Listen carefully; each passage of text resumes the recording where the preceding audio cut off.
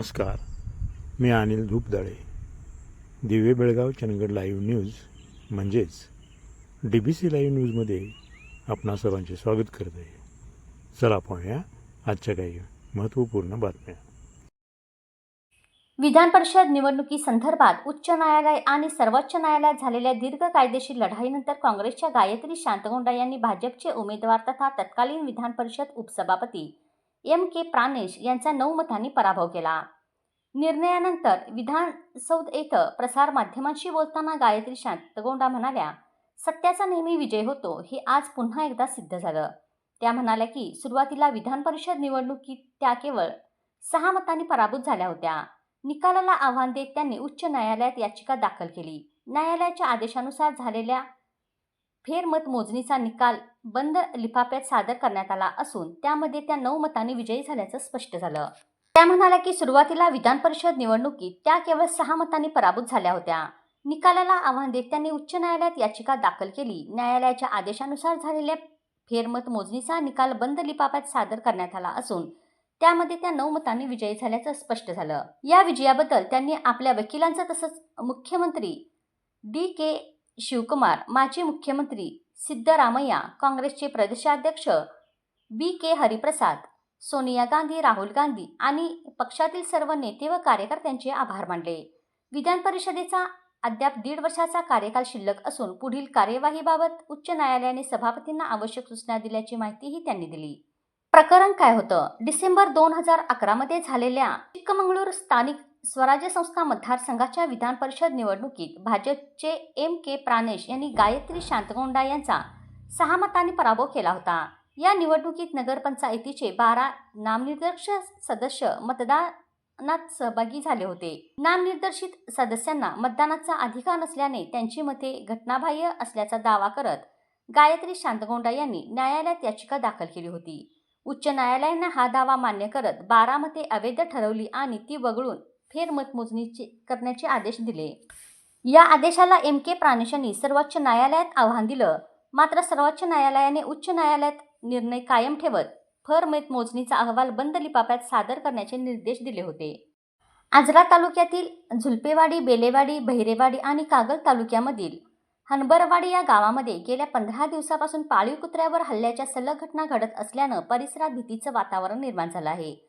या काळात ग्रामस्थांनी अनेकदा परिसरात प्रत्यक्ष बिबट्या दिसल्याचा दावा करत वन विभागाला वारंवार माहिती दिली होती. ग्रामस्थांच्या म्हणण्यानुसार प्रत्येक घटनेनंतर वन विभागाकडून घटनास्थळी पाहणी करण्यात आली. मात्र त्यावेळी आढळलेल्या पाऊलखुणांच्या आधारे संबंधित वन्यप्राणी बिबट्या नसून तरस असावा असा अंदाज व्यक्त करण्यात आला. त्यामुळे बिबट्याचा धोका नसल्याचं समजून या प्रकरणाकडे पुरेशा गांभीर्यानं पाहिलं गेलं नसल्याची भावना नागरिकांमध्ये निर्माण झाली आहे. तसेच या 15 दिवसांच्या कालावधीमध्ये परिसरात दिवसरात्र विशेष गस्त आणि कर्मचारी तैनात करण्यात आले नसल्याचा आरोपही ग्रामस्थांनी यावेळी व्यक्त केला. त्यांच्या म्हणण्यानुसार वन विभागाचे कर्मचारी सकाळी घटनास्थळी भेट देऊन पाहणी करत होते. मात्र रात्रीच्या काळात स्वतंत्र बंदोबस्त किंवा सतत देखरेख करण्यात आली नाही. दरम्यान काल रात्री बहिरेवाडी येथे पुन्हा अशाच प्रकारच्या घटना घडल्यानंतर वन विभागाने लावलेल्या सापळ्याजवळ बिबट्याचे स्पष्ट पाऊलखुणा आढळून आल्या. मात्र गेल्या 15 दिवसापासून घडत असलेल्या घटनामागे बिबट्याचा वावर असल्याचं स्पष्ट झालं आहे. या घडामोडीनंतर वन विभागाने बिबट्याला सुरक्षितरित्या जेरबंद करण्याचा प्रयत्न अधिक तीव्र केला असून वन्यजीव बचाव पथक, क्षेत्रीय कर्मचाऱ्यांनी वरिष्ठ अधिकारी परिसरात गस्त वाढवत आहेत. बिबट्याच्या हालचालीवर सातत्यानं लक्ष ठेवण्यात येत असून आवश्यक त्या उपाययोजना सुरू असल्याचं वन विभागानं सांगितलं. दरम्यान नागरिकांनी अफवावर विश्वास न ठेवता सतर्क राहावं, रात्रीच्या वेळी एकट्यानं बाहेर पडणं टाळावं, पाळीव प्राण्यांना सुरक्षित ठिकाणी ठेवावं आणि बिबट्या दिसल्यास त्याला डिवचण्याचा प्रयत्न न करता तात्काळ वन विभागाला माहिती द्यावी असं आवाहन करण्यात आलं आहे.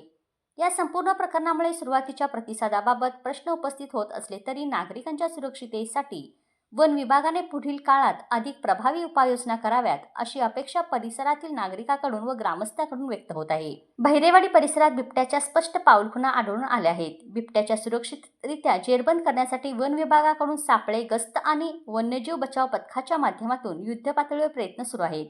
नागरिकांनी सतर्क राहून अफवावर विश्वास न ठेवता कोणतीही माहिती तात्काळ वन विभागाला द्यावी असं मत यावेळी वनपाल सागर पवार यांनी व्यक्त केलं. माजी आमदार राजेश पाटील यांच्या प्रयत्नाला यश. चंदगड आगाराला 5 नवीन राजमाता जिजाऊ बसेस उपलब्ध झाल्या. चंदगड विधानसभाचे माजी आमदार यांच्या प्रयत्नामुळे चंदगड आगाराला 5 नवीन राजमाता जिजाऊ बसेस उपलब्ध झाल्या आहेत. उपमुख्यमंत्री सुनेत्राताई अजित पवार यांच्या माजी आमदार राजेश पाटील यांनी केलेल्या मागणीचा सरासर विचार करून चंदगड आगाराला या 5 नवीन बसेस उपलब्ध करून दिल्यामुळे चंदगडच्या जनतेला प्रवासासाठी आता बऱ्याच अंशी समाधानाचं वातावरण निर्माण झालं. माजी आमदार राजेश पाटील यांनी या प्रश्नी लक्ष घालून पाठपुरावा केल्याने या बसेस उपलब्ध झाल्याचं समाधान व्यक्त होत आहे. या बसेस 1-2 दिवसात आगारात दाखल आहेत. राज्यात विविध आगारासाठी सरकारने सुमारे 8,300 नवीन बसेस टप्प्याटप्प्याने उपलब्ध करून देणार आहे. पहिल्या टप्प्यात चंदगड आगाराला या 5 बसेस उपलब्ध झाल्याने समाधान व्यक्त होत आहे. राजमाता जिजाऊ बसची वैशिष्ट्ये. सरकार अत्याधुनिक सेवा उपलब्ध करून देण्यासाठी प्रयत्न करत असल्याचं स्पष्ट झालं आहे. एसटी महामंडळाच्या ताफ्यात आधुनिक सुविधायुक्त राजमाता जिजाऊ आणि नवीन परिवर्तन बसेस मोठ्या प्रमाणात दाखल होणार आहेत. राज्य शासनाच्या विशेष नियोजनानुसार एसटीच्या विविध आगारामध्ये या नवीन गाड्यांचा समावेश केला जात आहे. यामध्ये नवीन बसेसची वैशिष्ट्ये पुढीलप्रमाणे आहेत. अत्याधुनिक तंत्रज्ञान, GPS, CCTV कॅमेरे आणि आपत्कालीन प्रवाशासाठी पॅनिक बटन, तसेच आसन क्षमता 56 आसनांची सुधारित आणि अधिक जागा असलेली रचना, प्रवाशांची सुरक्षा, सार्वजनिक उद्घोषणा प्रणाली आणि इलेक्ट्रॉनिक मार्गफलक, ताफा आणि पुढील योजना. एकूण बसेस टप्प्याटप्प्याने एकूण 8,300 नवीन बसेस एसटी महामंडळाच्या ताफ्यात सामील होणार आहेत, असं स्पष्ट होत आहे. चंदगड तालुका हा कोल्हापूर जिल्ह्यातील शेवटचा टोक आहे. तसेच तालुक्यातील दक्षिण व पश्चिमेकडील बहुतांश भाग हा डोंगराळ तसेच दुर्गम आहे. चंदगड ते कोलिक, म्हाळुंगे, चंदगड ते इसापूर इत्यादी परिसरातील लोकांना ये-जा करण्यासाठी पूर्ण दिवस खर्ची पडतो.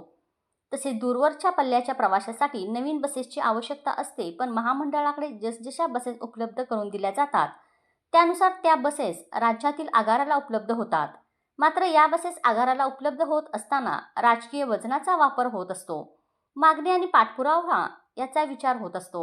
राष्ट्रवादी गटामध्ये चंदगडच्या माजी आमदार यांच्याबद्दल तस्तखुद्द अजितदादा पवार यांची खूपच जवळीक होती. आमदार म्हणून निवड झाल्यानंतर राजेश पाटील यांनी एका व्यासपीठावर बोलताना अजितदादांना मंत्रिपद मिळाल्याशिवाय कोणाकडूनही फेटा बांधून घेणार नाही असं जाहीर सभेत व्यक्त केलं होतं. आणि जेव्हा अजितदादांना उपमुख्यमंत्री पद मिळालं त्यानंतर पुढील कार्यक्रमात फेटा बांधून घेतला. हे अजितदादांना पण भावलं होतं. त्यानंतर चंदगडला अजितदादांनी अनेक कामासाठी अग्रक्रम दिला होता. आज अजितदादा आपल्यात नाहीत, पण चंदगडच्या बाबतीत विद्यमान उपमुख्यमंत्री सुनेत्राताई अजित पवार यांनी दादांची उणीव भासू नये यासाठी माजी आमदार राजेश पाटील यांच्या मागणीनुसार नवीन 5 बसेस देण्यासाठी अग्रक्रम दिला आहे. चंदगड आगाराला तसेच गडिंग्लज व आजरा आगाराला असे 3ही तालुक्यासाठी 50 बसेसची उपलब्धतेची मागणी होती. या सध्या आगारात असलेल्या बसेस दीर्घकाळ वापरत आहेत. अनेक बसेसची अवस्था शोचनीय वाटते. अशी ही परिस्थिती. बसेस दुरुस्त होऊन त्या रोज वेगवेगळ्या मार्गावर धावतात. बऱ्याच वेळा रस्त्यावर बंद पडतात, हे वास्तव आहे. या 5 बसेस जशा उपलब्ध झाल्या त्याच पद्धतीनं येणाऱ्या वर्षात आणखी बसेस उपलब्ध व्हाव्यात अशी मागणी होणं आवश्यक असून लोकप्रतिनिधी आपले प्रयत्न सुरू ठेवणं आवश्यक वाटतं. नवीन 5 बसेस उपलब्ध करून देण्याकरिता माजी आमदार राजेश पाटील यांनी केलेल्या यशस्वी प्रयत्नाबद्दल जनतेतून समाधान व्यक्त केलं जात आहे. गुरुपौर्णिमानिमित्त महाआरती सत्कार सोहळा, देणगीदारांचा गौरव आणि भजन कार्यक्रम उत्साहात संपन्न. दुंडगे तालुका गडिंग्लज येथे 30 जुलै 2026 रोजी गुरुपौर्णिमेचं औचित्य साधून श्री स्वामी समर्थ भक्त मंडळ ट्रस्ट, श्री स्वामी समर्थ अन्नछत्र मंडळ दुंडगे यांच्या संयुक्त विद्यमाने श्री स्वामी समर्थ वटवृक्ष मंदिर दुंडगे येथे धार्मिक, सामाजिक व सेवाभावी कार्यक्रमाचं भक्तिमय वातावरणात आयोजन करण्यात आलं. सायंकाळी 8 वाजता अत्यंत भक्तिमय वातावरणात श्री स्वामी समर्थ महाराजांची महाआरती झाली. स्वामी भक्तांच्या जयघोषात मंदिर परिसर रक्तिबसात न्हाऊन निघाला. त्यानंतर श्री स्वामी समर्थ भजनी मंडळ दुंडगे यांच्या वतीनं सुमधुर भजनसेवा सादर करण्यात आली. उपस्थित भाविकांनी मोठ्या भक्तिभावाने महाआरती, भजन व दर्शनाचा लाभ घेतला. यावेळी डॉक्टर घाळी महाविद्यालय गडिंग्लज येथे सहाय्यक प्राध्यापक म्हणून कार्यरत असलेले मिलिंद पाटील यांची नुकतीच उपप्राचार्यपदी नियुक्ती झाल्याबद्दल त्यांचा शाल, श्रीफळ व स्मृतिचिन्ह देऊन सन्मानपूर्वक सत्कार करण्यात आला. उपस्थितांनी त्यांचे अभिनंदन करून पुढील कार्यासाठी शुभेच्छा दिल्या. तसेच श्री स्वामी समर्थ महाराजांचे मंदिर बांधकामासाठी कैलासवासी नागू बाबू सावंत यांच्या स्मरणार्थ राहुल दिलीप पवार यांनी अत्यंत सढळ हाताने निस्वार्थ भावनेने व भक्तिभावाने 1,01,000 रुपये इतकी देणगी अर्पण केली. त्यांच्या या उदात्त देणगीबद्दल श्री स्वामी समर्थ भक्त मंडळ ट्रस्ट व श्री स्वामी समर्थ अन्नछत्र मंडळ दुंडगे यांच्या वतीनं सर्व विश्वस्त सेवेकरी व स्वामी भक्तांच्या उपस्थितीत त्यांचा विशेष सत्कार करण्यात आला. यानंतर श्री स्वामी समर्थ भजनी मंडळ दुंडगे यांचा भक्तिरसपूर्ण भजनाचा कार्यक्रम मोठ्या उत्साहात व भावपूर्ण वातावरणात संपन्न झाला. भजनाच्या माध्यमातून संपूर्ण परिसर स्वामीमय झाला असून उपस्थित भक्तांनी नामस्मरणाचा आनंद लुटला. कार्यक्रमाच्या समारोपानंतर उपस्थित सर्व स्वामी भक्तांना महाप्रसादाचं वाटप करण्यात आलं. गुरुपौर्णिमेच्या या धार्मिक व सामाजिक उपक्रमाला ग्रामस्थ, महिला, युवक, सेवेकरी, विश्वस्त आणि स्वामी भक्तांची उत्स्फूर्त उपस्थिती लाभली. डीबीसी लाईव्ह न्यूजकरिता गडिंग्लजहून जर्नलिस्ट रावसाहेब यादव.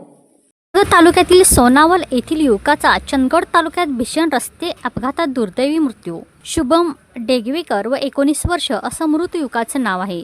शनिवारी सायंकाळी सुमारे 4 वाजण्याच्या सुमारास वाळकोळी फाट्याच्या पुढे असलेल्या वळणावर हा अपघात घडला. प्राथमिक माहितीनुसार शुभम दिनेश डेगवेकर हे दुचाकीवरून जात असताना त्यांची दुचाकी पोल्ट्री वाहतूक करणाऱ्या धडक इतकी भीषण होती की त्याचा जागीच मृत्यू झाला. अपघातानंतर घटनास्थळी नागरिकांनी मोठी गर्दी केली. घटनेची माहिती मिळताच चंदगड पोलिसांनी घटनास्थळी धाव घेऊन पंचनामा केला.